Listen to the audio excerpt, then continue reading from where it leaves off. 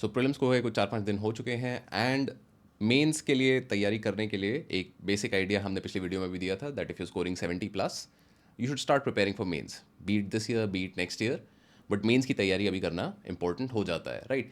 तो ऐसे में जाहिर सी बात है it becomes important that we talk about कि भाई मेंस की क्या रिसोर्सेज हैं, क्या बुक लिस्ट है एंड क्या क्या चीज़ें हमें बेयर मिनिमम GS 1 2 3 4 का सिलेबस कवर करने के लिए चाहिए होती हैं। So that will be the topic of discussion of today's video. And for those of you who are meeting me for the first time, my name is Abhijit Yadav. I've given 6 attempts at the UPSC Civil Services exam. I've cleared it twice. And with UPSCPrep.com, we have mentored more than 90 plus successful rankers in the last 3 years. So let's get started. तो ये अगर आपको PDF document चाहिए so this will be available on our Telegram channel, link will be in the video description and काफ़ी सारे और links के बारे में मैं बात करूँगा आज की वीडियो में। All of them will be available in the video description and on Telegram as well right. So जैसा कि अभी तक आपने प्रीलिम्स अगर आपने दिया है तो you seen that syllabus is obviously important and PYQs are absolutely important. The same is applicable for mains. But यहाँ पे डिफरेंस ये है कि भाई मेंस का सिलेबस जो है it is a huge thing right. अगर मैं आपको दिखाऊं भी तो मेंस का सिलेबस आपका कम से कम 3 या 4 पेज का, तो GS 1 का ये सिलेबस, 2 का एक फुल पेज का सिलेबस, 3 का एक फुल पेज का सिलेबस एंड GS 4 का ये syllabus.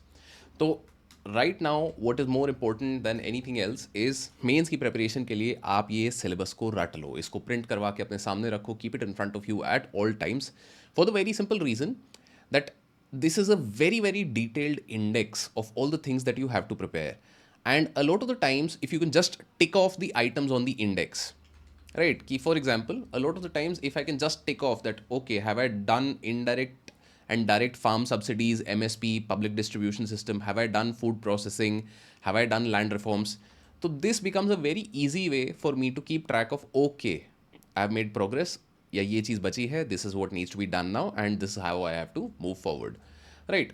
So definitely syllabus for mains, mug it up, and PYQs if you can do for the last 5 years, that's a good place to start. If you can do more, all the more better.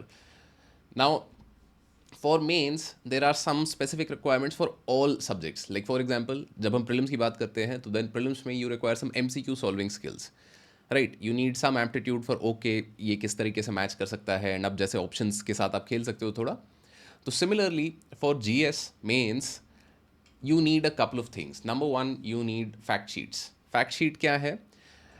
if you think you will magically recall facts that you need to quote in the exam, तो then that's not going to happen. And let me show you an example. तो ये एक fact sheet है, मतलब it's not updated at the moment but this is a sample fact sheet जो कि मैंने अपने एग्जाम के दौरान यूज़ करी थी। बहुत सिंपली हमने क्या किया यहाँ कि भाई SDGs के हिसाब से हमने फैक्ट्स को करके रख लिया है कि भाई ऑक्सफैम रिपोर्ट से 70% of wealth generated in 2018 taken up by top 1%। Now obviously you can take the latest Oxfam report का डेटा यहाँ पे। Confluence of poverty, hunger, disability and disease, Tendulkar committee says this, UN says India lifted 270 million people out of poverty। तो SDGs के हिसाब से Indian problems solutions, तो ये क्या है, ये 4 5 6 पेज का एक फैक्ट शीट हमारी बन जाएगी और ये फैक्ट शीट हमें बार बार नज़र मारते रहना है for the very simple reason that in order for me to recall कि अच्छा मुझे ऑक्सफैम रिपोर्ट को वहाँ कोट करना है तो ऑक्सफैम रिपोर्ट मेरे सामने से बार बार जानी चाहिए and that is very important. Second thing that comes very important again is committees and supreme court judgments जो इंपॉर्टेंट हैं, जो रीसेंट हैं, उनके biggest 2 3 points. Like for example recently electoral bonds का जो सुप्रीम कोर्ट जजमेंट था तो उसका इलेक्टोरल बॉन्ड्स के अलावा और कुछ क्या इम्प्लीकेशन था, what were the things that were said in that report, तो that if you can keep somewhere will be a great thing. तो सिमिलरली अगर मैं देखूँ तो इसके लिए भी we have, I will share this also with you कि पार्लियामेंट्री फंक्शनिंग पे सुप्रीम कोर्ट जजमेंट्स कौन कौन सी हैं, या फेडरलिज्म पे SR बोमाई केस ने क्या बोला था, government of NCT Delhi versus LG case ने क्या बोला था, चेक्स एंड बैलेंसेस से रिलेटेड क्या क्या केसेस हैं। तो इसमें हमने क्या किया है, by breaking down the cases as per the topic I make it easier for me to quote these cases in my answers. क्योंकि मैं सिर्फ अगर केस लिख लेता हूँ ना कि भाई ये 2017 का केस है, 2025 का केस है, 25 का नहीं हो गया but you get the gist. If I am organizing by timeline I will not be able to use the information that I have. But if I organize on the basis of syllabus topic, then it becomes so much more easier कि भाई अब अगर मेरे को balance of power पे case मतलब question आता है मेंस में तो then I can quote cases from there.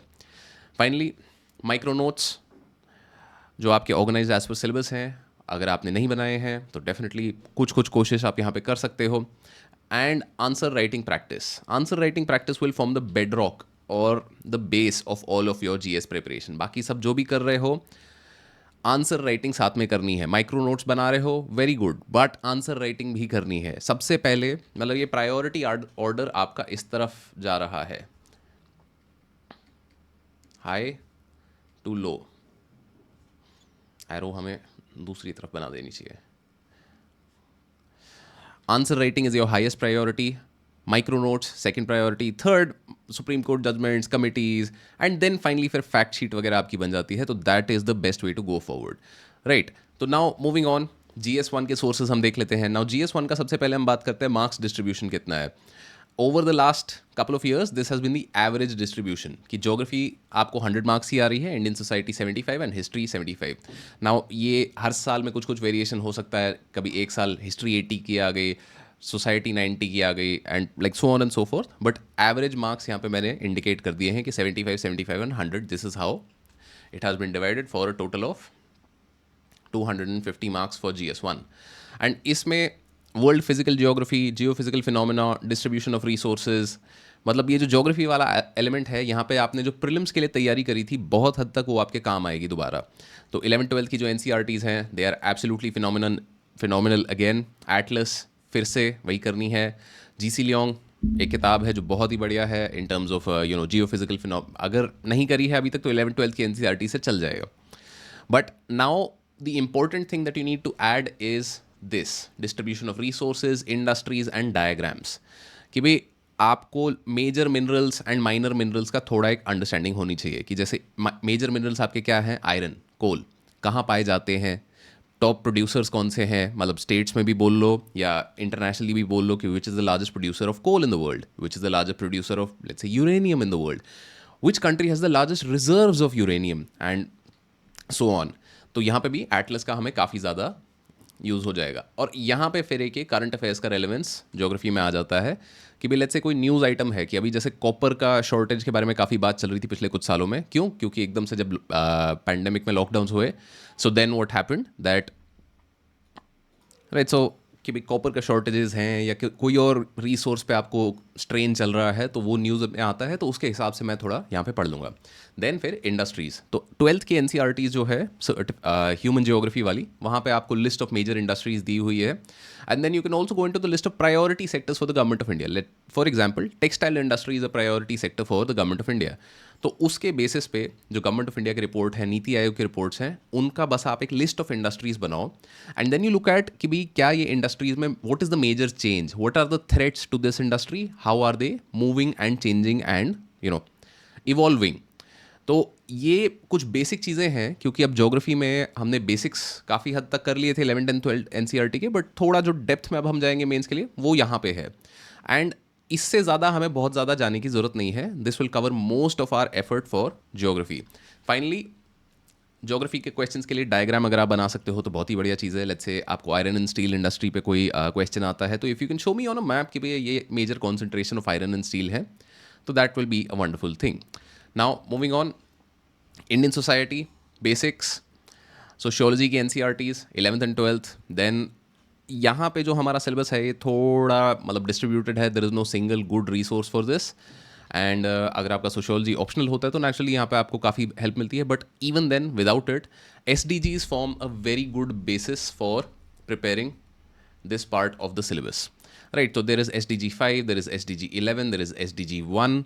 ये सारे SDGs and इनके सब गोल्स कैसे कि हम UN की वेबसाइट पे ऑफिशियल SDGs का ये जो ट्रैकर है sdgs.un.org, तो यहाँ पे हम गोल 5 में हैं. अब गोल 5 में ओवरव्यू, टारगेट्स एंड इंडिकेटर्स, हमने टारगेट्स एंड इंडिकेटर पे क्लिक किया. तो now you have and all forms of discrimination against women and girls everywhere, eliminate all forms of violence against women, eliminate all harmful practices such as child early forced marriage and genital mutilation, recognize and value unpaid care, domestic work. तो हमें क्या करना है, हम इन सब चीज़ों को Indian context में भी पढ़ेंगे कि भाई what is the incidence of violence against women in India, right? What is the incidence of child marriage? And मतलब ये सब चीज़ें जब हम इंडियन कॉन्टेक्स्ट में पढ़ते हैं तो इनका शॉर्ट नोट्स हम बनाते चले साथ में, और ये 2-3-4 पेज का हो जाएगा. you will be able to cover 90-95% of all questions that are asked for you in mains with this. Similarly, urbanization and globalization के लिए SDG 11 उसके सब गोल्स को लेके, plus there is a great NITI Aayog document, okay, NITI Aayog document on urbanization that you can also go through. Poverty के लिए similarly SDG 1 and Rangarajan and Tendulkar committees का कुछ बेसिक रिकमेंडेशंस क्या थे वो डेफिनेटली पढ़ के जाना है. But at the same time some latest data on poverty, because the current government claims कि भाई we have made massive strides on improvement in poverty. तो भाई वो क्या है, किस तरीके से है, ये वाली चीज़ें हमें current affairs and economic survey से मिल जाएंगी. Finally there are some key terms that are given in the syllabus, कि जैसे एम्पावरमेंट, कम्युनलिज्म, रीजनलिज्म, सेक्युलरिज्म. तो इन टर्म्स को सबसे पहले तो डिफाइन करना सीखो अपने ओन टर्म्स में कि what exactly does communalism mean, and then some couple of facts if you can have on that, so then it becomes easier for you to generate answers. Coming to history, history is an area जहाँ पे आपको बहुत ज़्यादा effort अब नहीं डालना है, क्योंकि मॉडर्न हिस्ट्री जो आपने लेट्स से अगर प्लासी टू पार्टीशन या स्पेक्ट्रम कोई भी आपने जो करी थी, that is the only book that you have to cover. Modern history and post independence history आपकी वहाँ से हो जाएगी. Now art and culture is the more important part for mains rather than ancient and medieval history. तो art and culture का, but problem ये यहाँ पे है कि there is only 1 or 2 question that will come, and 2 भी unlikely है. There is only probably 1 question that will come, right. And similarly 1 question will come on world history. तो इन चीज़ों पे हमें बहुत ज़्यादा इनऑर्डिनेट अमाउंट ऑफ टाइम नहीं बिताना है. वर्ल्ड हिस्ट्री के लिए like I said, Shreyansh Kumat who had AIR 4 in I think 2018, तो ही हैड ब्रिलियंट नोट्स. तो वो नोट्स का PDF we will share.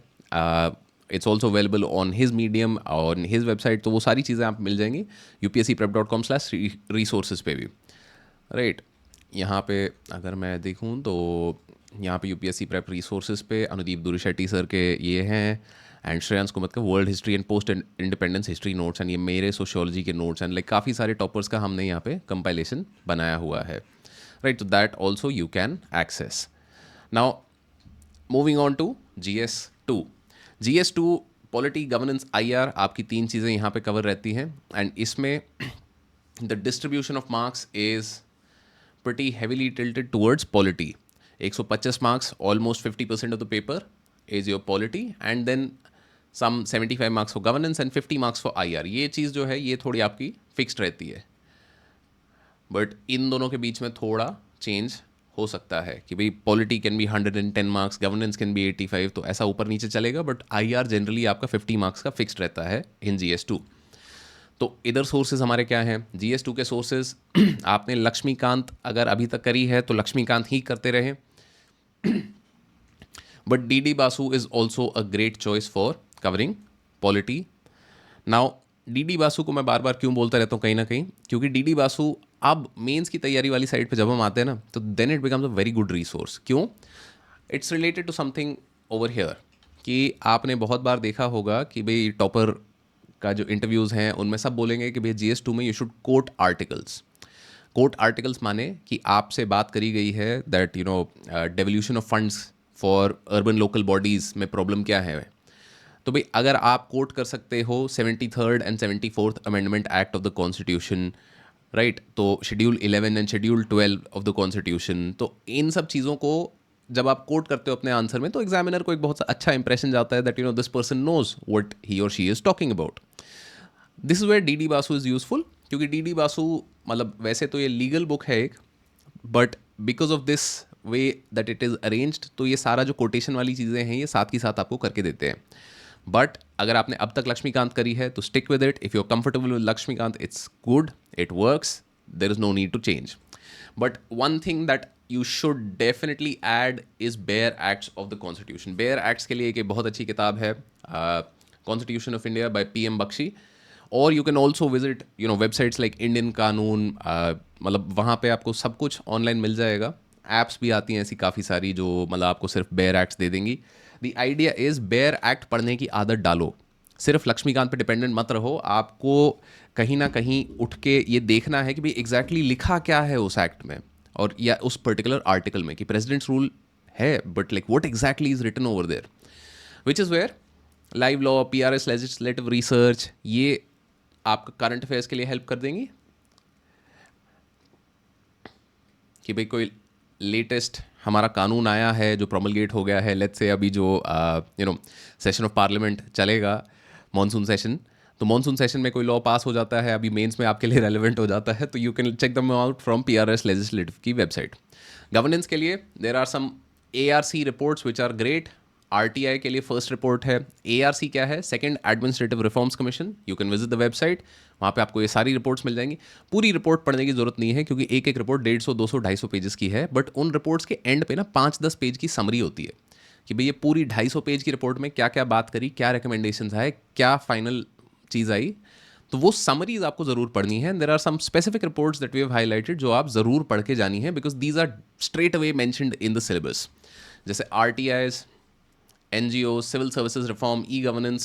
These are terms that are directly in the GS2 syllabus, right? अगर GS2 syllabus में हम आए, NGOs and SHGs and आपका वो कहाँ है, सिविल सर्विसेज रिफॉर्म्स, e-governance, तो ये सारी चीज़ें जब हमें डेफिनेटली डायरेक्टली गिवन हैं तो ये हमारे लिए ज़रूरी हो जाता है। और यहाँ पे आप देखोगे कि भाई health, education, poverty and hunger जो कि हमने GS1 के लिए SDGs किए थे, तो there is a cross connection between the syllabus का topics as well.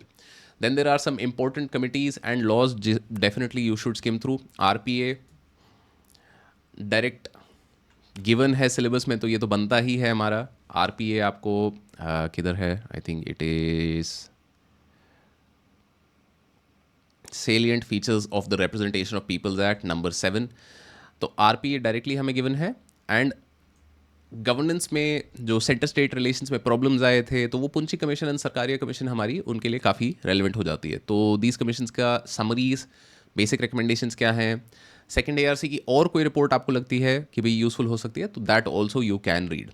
Finally current affairs में स्कीम्स, लेटेस्ट क्या है एंड बढ़िया कौन सी स्कीम्स चल रही हैं, इसमें एक हमारी एक्स्ट्रा वो रिपोर्ट भी आएगी which is the Indian economy का सॉर्ट ऑफ लास्ट 10 ईयर्स का समरी जो गवर्नमेंट ऑफ इंडिया ने इस साल जैन में निकाली थी instead of the economic survey. Economic survey अभी जुलाई में आएगा आई थिंक, बिकॉज इलेक्शन के बाद वो दोबारा इस साल का इकोनॉमिक सर्वे निकालने वाले हैं। तो वो जो 10 ईयर का समरी ऑफ इंडिया है दैट बिकम्स वेरी इंपॉर्टेंट, क्योंकि वहाँ पे जो बेस्ट परफॉर्मिंग स्कीम्स हैं या क्या परफॉर्मेंस ऑफ द इकोनॉमी रहा है, those should all be mentioned, right.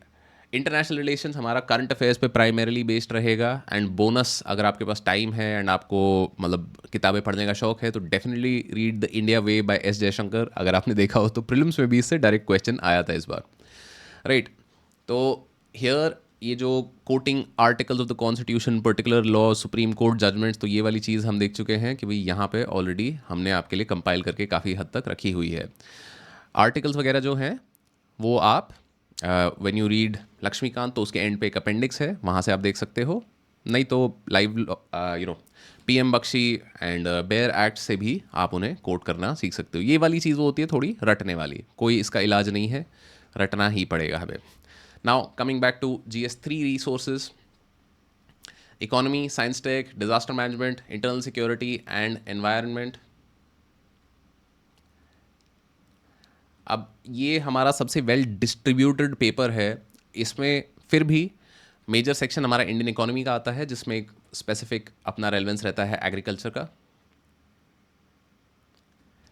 Then you have internal security 50 marks, ये थोड़ा फिक्स सा रहता है। एनवायरनमेंट ये 25 to 35 वेरी कर जाता है। Similarly for science and tech, similarly for disaster management.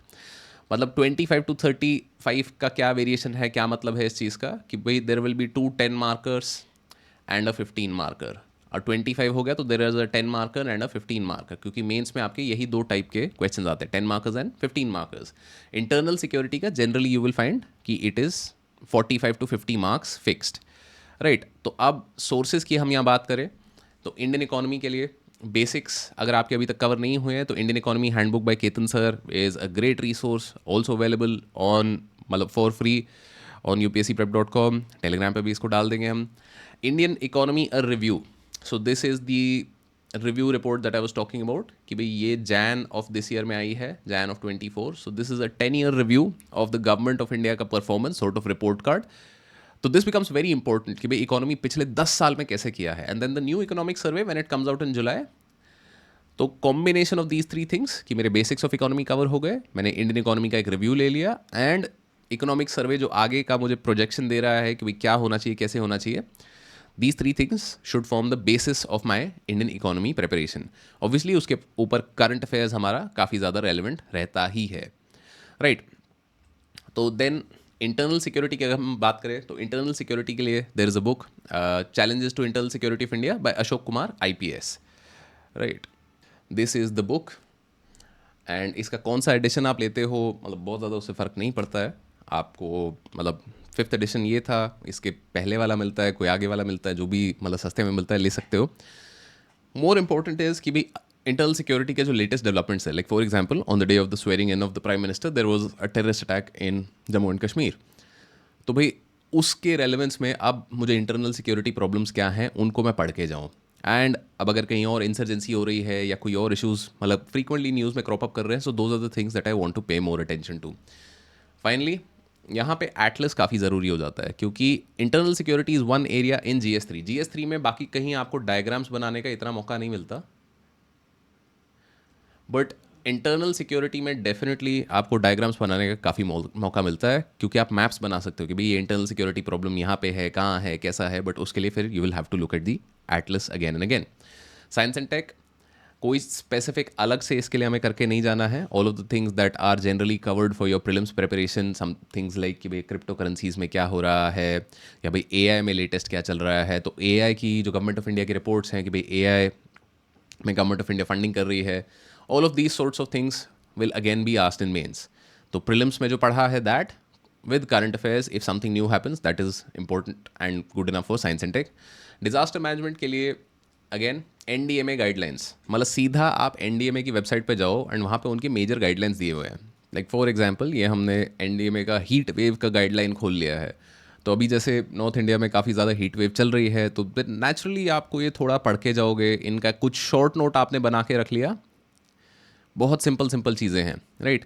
But similarly यहाँ पे आपको earthquakes, floods, urban flood, landslide, tsunami, cyclone and other जो भी NDMA के गाइडलाइंस चल रहे हैं फॉर मेजर डिज़ास्टर्स, वो आप सीधा सीधा यहाँ से पढ़ के अगर उनके 4-5-6 पॉइंट के शॉर्ट नोट्स आप बना लो, so there is nothing quite like it and that is the most wonderful thing that you can do. क्योंकि फिर आप डायरेक्टली हर बार जब भी आंसर लिख रहे हो ना तो आप सीधा सीधा ये बोल सकते हो इन दी NDMA guidelines on earthquake preparation या अर्थक्वेक पे पोस्ट अर्थक्वेक आपको जो फर्स्ट एड देना है, ये सब वो सब। तो जब भी मैं NDMA गाइडलाइंस बार बार कोट करता हूँ यहाँ पे, just like in GS2 it builds some authority with the examiner. Environment में बात करें हम तो यहाँ पे भी हमारा करंट अफेयर्स बेस्ड प्रिपरेशन काफ़ी ज़्यादा चलेगा जो आपने प्रीलिम्स में किया था एंड उसके आगे जो अब और चीज़ें गवर्नमेंट ऑफ इंडिया पुश कर रही है, तो those are the things that will be useful here. यहाँ पे there are some reports of NITI Aayog, again पूरी रिपोर्ट पढ़ने की ज़रूरत नहीं है, रिपोर्ट की समरीज हम देख सकते हैं, carbon capture, low carbon technology, lifestyle for environment, या कुछ नई रिपोर्ट अगर आती है जो एनवायरनमेंट से रिलेटेड होती है या कोई नया लॉ आता है जो एनवायरनमेंट से रिलेटेड होता है, तो all of these things become important for us, right. Finally we come to GS4, right, GS4। तो GS4 की सोर्सेज में there are a couple of distributed things again, क्योंकि GS4 में आपका जो ब्रेकअप है दैट इज़ 50-50 ऑलमोस्ट हमेशा, कभी 120-130 टूवर्ड्स केस स्टडीज़ हो जाएगा, कभी 130-120 टूवर्ड्स थ्योरी हो जाएगा। तो थ्योरी के लिए हमने बेसिक चीज़ें करनी है। थ्योरी के लिए हमारी 3 बेसिक चीज़ें, justice course, DK Balaji book, ethical terms, and you can also do the second ARC report. तो जस्टिस कोर्स क्या है? This is a course by Michael Sandel. तो ये यूट्यूब पे फ्रीली अवेलेबल है। Michael Sandel is one of your preeminent philosophers of the day and age today, and मतलब इनसे आपको पढ़ने का मौका मिल रहा है, उससे बढ़िया क्या चीज़ हो सकती है। तो ये I think there are about 20 videos in this series, less than 20 I feel. There are 19 videos in this series, and जो पहली 3-4-5 हैं, I think first 12 are the 1-1 घंटे की हैं। तो ये 12 घंटे का आपका कोर्स है। अगर आप इसको ये कर लेते हो तो जो एथिक्स का थ्योरी वाला पार्ट है वो आपका बिल्कुल एकदम बढ़िया तरीके से तैयार हो जाएगा कि भाई आपको यूटिलिटेरियन थ्योरी क्या है या भाई आपको डिओंटोलॉजिकल थ्योरी क्या है, all of these sorts of things will be absolutely clarified, and you'll be learning from the best person in the world for this. Right, so Michael sandal का ये course हो गया फॉर बेसिक्स. देन डी के बालाजी की एक ethics की किताब है. डी के Balaji is an IAS officer who had impressive absolutely great score in ethics. तो उनकी जो किताब है वो हमें सेलेक्टिवली पढ़नी है. सेलेक्टिवली क्या है यहाँ पे कि भाई अब माइकल सैंडल के कोर्स के अलावा जो कुछ मेरा बच गया सिलेबस में है और मुझे नहीं मिल रहा और कहीं, तो that book will give you all of those things. But the most important part for ethics preparation is over here कि आपको कुछ जो बेसिक टर्म्स हैं, like for example what is integrity, what is honesty, what is justice. Now we all know these terms, हमें पता है ये terms क्या हैं. बट दैट्स द थिंग कि जब तक मैं इसे पेपर पे अच्छे से आंसर में नहीं उतार पाता, तो then it becomes very difficult for me to sort of convince the examiner कि मुझे पता है. तो ये वाली जो चीज़ है ये हमें प्रैक्टिस करनी है. प्रैक्टिस कैसे? प्रैक्टिस मुझे इस चीज़ की करनी है यहाँ पे कि all of these ethical terms I want to write down and explain in my own words. and इसके लिए भी एक ethics का glossary we have prepared, जो मतलब मैंने अपनी तैयारी के दौरान प्रिपेयर किया था. You can get a look from there, but again I would highly recommend that आप अपने आप से ये एक्सरसाइज दोबारा करो. जैसे कि एक बहुत सिंपल सा एग्जाम्पल यहाँ पे है. Integrity is when thought, speech and action are in sync. तो that's a great way to think about integrity. अब उसके आगे फिर मैंने एग्जाम्पल्स भी कुछ सोच के लिखे हुए हैं कि भाई Gandhi ji said what he meant and followed through with his actions on satyagraha. कि भाई he was constantly talking about satya and ahimsa, satya and ahimsa, and then फिर सत्याग्रह. तो his thought, his speech and his actions were all in sync. He was a man of integrity. तो इस तरीके के examples आपको तैयार रखने हैं अपने. कुछ ये यहाँ पे सैम्पल एग्जाम्पल्स हैं, but don't just depend on these, क्योंकि ये अब मैंने खुद बनाए थे, खुद सोचा था इनके बारे में, तो ये मुझे याद रहेंगे. And because of that, what will happen is कि I will be able to use them, but you won't be able to use them if you just think कि भाई अच्छा ये लिख के यहाँ पर रखे हुए हैं और मिल जाएंगे सारे. तो make use of this, try and do this by yourself. Now, finally coming to case studies. Case studies में आपको प्रैक्टिस करने की काफ़ी ज़रूरत है. प्रैक्टिस में फ्रेमवर्क्स कुछ बेसिक हो जाते हैं. फ्रेमवर्क्स क्या है कि भाई केस स्टडीज़ के कुछ पर्टिकुलर टाइप्स रहते हैं हमारे.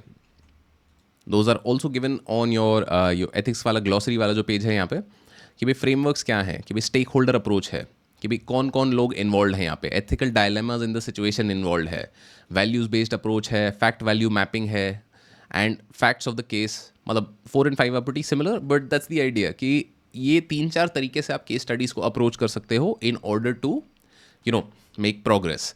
उसके बाद it is a lot about practicing answer writing, which is the case for each and every GS subject. Right. Finally, आपका आता है डायग्राम. डायग्राम कैसे कि अब जैसे डायग्राम्स हमने बाकी सब में भी बनाए थे, एथिक्स के diagrams we should also try and prepare. कि लेट्स से इंटेग्रिटी के लिए अगर मुझे एक डायग्राम बनाना है, तो जैसे हमने इंटेग्रिटी की डेफिनेशन देखी थी, thought, speech and action. So this becomes a simple triangle which says कि भाई integrity can be represented when thought, speech and action are in sync. मैंने ये छोटा सा डायग्राम बना दिया. Value addition. Right. Always remember ये सब चीज़ हम कर लेंगे, बट मेंस में मोस्ट इंपॉर्टेंट थिंग आपकी आंसर राइटिंग प्रैक्टिस ही रहेगी हमेशा. ये डायग्राम्स, जो value addition, all of these things are great, are good, but अगर आपका कंटेंट मिसिंग है, कंटेंट माने कि आपने जो क्वेश्चन पूछा गया है, if you have not answered the question asked, तो then irrespective of आपने डायग्राम बनाया है, irrespective of आपने फैक्ट्स डाले हैं, irrespective of all of these things, you will not get marks. ये मेंस की एक सच्चाई है कि you have to learn to address the question asked first, जिसके लिए हमें थोड़ा शांति से क्वेश्चन के साथ टाइम स्पेंड करना है, एंड धीरे धीरे we will improve over here. One fundamental thing that you all need to remember here is कि जब आप मेंस की तैयारी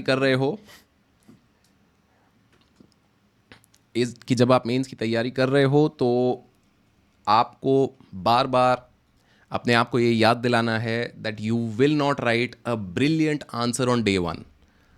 इट विल टेक टाइम. अगर आप पहली बार आंसर राइटिंग कर रहे हो, इससे पहले आपने नहीं करी है कभी, तो all of these things will require time.